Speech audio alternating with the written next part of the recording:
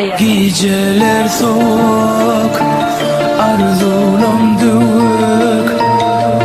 Seni şeyle söylerken Ledip belim doyup. Sen sevmek soğuk, kalbimin donuk.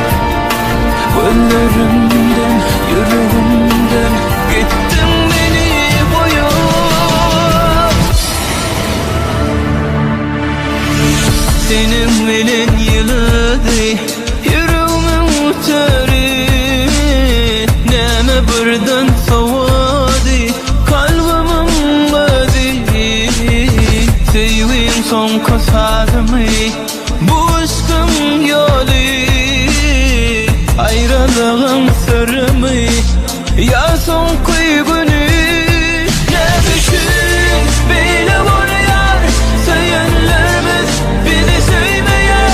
Aşıkları yolu bir bulmayan, cevap bir de tınmayan. Geceler soğuk, arzular dövük. Seni şeyle söylerken Ledip belim doyup. Sensinlik soğuk, kalbimin donuk. Yüreğimden, gözümden gittin beni yaka boyup.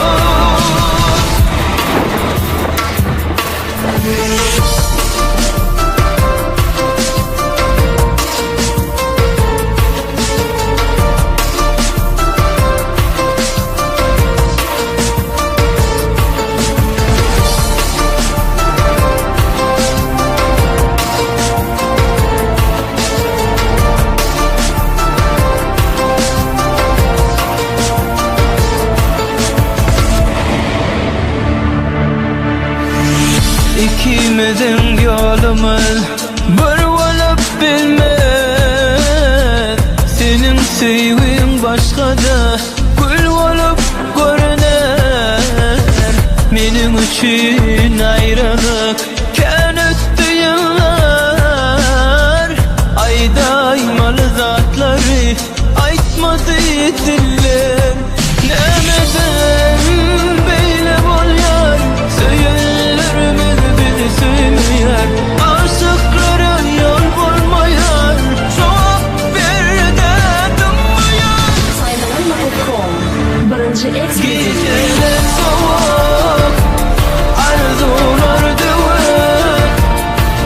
Seni şeyle söylerken Ledip belim doyup. Sensinlik soğuk, kalbimin donuk.